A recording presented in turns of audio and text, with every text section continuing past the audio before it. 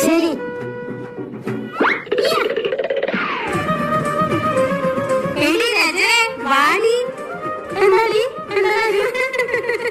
നീ എന്താ പറയാറ്?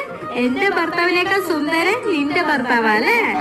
ആ, പിന്നെന്താ പറയാറ്? നിന്റെ ഭർത്താവിനെ പോലെ ഒരു മാന്യനും സംസ്കാരമുള്ളവനും ഈ നാട്ടിലേ ഇല്ലാന്നല്ലേ? ആ, പിന്നെന്താ വേറെ പെൺകുട്ടികളുടെ മുഖത്ത് നോക്കില്ല? എന്തൊക്കെയായിരുന്നു? അതിനിപ്പോ എന്താ?